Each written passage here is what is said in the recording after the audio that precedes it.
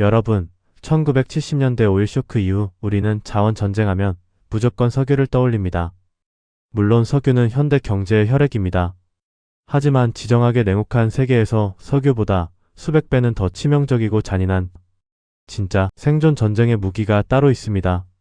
석유가 없으면 우리는 당장 차를 타지 못하고 공장을 멈춰야 하는 끔찍한 불편함을 겪습니다. 하지만 친환경 에너지, 전기차, 원자력 등 석유를 대체할 기술은 인류가 어떻게든 만들어내고 있습니다. 반면 이것이 없으면 국가는 단 3일 만에 물리적으로 붕괴하고 소멸합니다. 지구상의 그 어떤 첨단 기술로도 절대 대체할 수 없는 궁극의 자원, 바로 물입니다. 우리는 흔히 21세기를 블루골드의 시대라고 부릅니다. 단순히 마실 물이 부족해진다는 환경 캠페인 수준의 이야기가 아닙니다. 지금 전 세계의 국경선에서는 하천의 상류를 장악한 국가가 거대한 댐을 무기로 하류 국가의 생명줄을 쥐고 흔드는 끔찍한 수자원 패권 전쟁이 벌어지고 있습니다.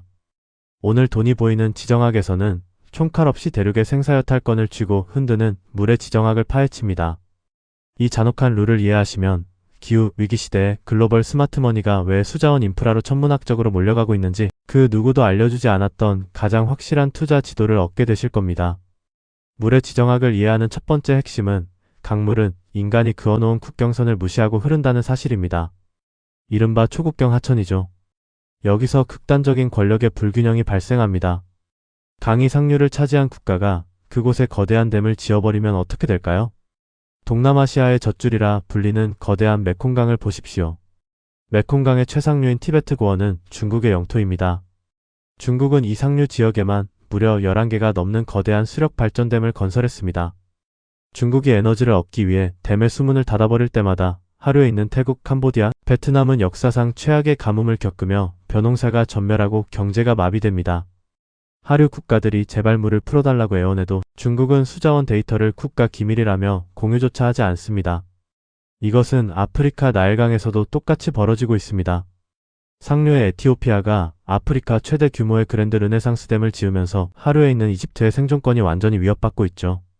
이집트는 물이 줄어들면 댐을 폭격해버리겠다며 전쟁 직전의 위기까지 갔습니다. 이처럼 물은 단순한 자연환경이 아닙니다. 상류의 댐 하나가 하류 국가 수천만 명의 목줄을 틀어지는 그 어떤 핵무기보다 강력하고 잔인한 지정학적 초크 포인트인 것입니다. 물의 지정학이 무서운 두 번째 이유는 이것이 곧바로 식량 패권과 연결되기 때문입니다. 우리가 매일 쓰는 물의 70% 이상은 샤워하거나 마시는 데 쓰이는 것이 아닙니다.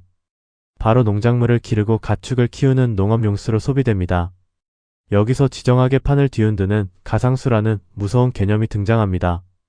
소고기 1kg을 얻기 위해 소에게 먹이는 곡물과 물의 양을 모두 합치면 무려 15,000리터의 물이 필요합니다. 밀 1kg을 생산하는데도 1,000리터의 물이 들어가죠. 즉 물이 부족한 중동 국가나 중국이 미국과 남미에서 소고기와 밀을 수입한다는 것은 단순히 식량을 사오는 것이 아니라 그 식량을 만드는 데 들어간 수십억 톤의 보이지 않는 물을 싹쓸이해 오는 것과 같습니다. 만약 기후변화로 인해 글로벌 곡창지대에 극심한 가뭄이 들면 어떻게 될까요? 가장 먼저 물이 부족해진 농업 수출국들은 자국민을 먹여 살리기 위해 곡물 수출의 밸브를 잠가버릴 것입니다.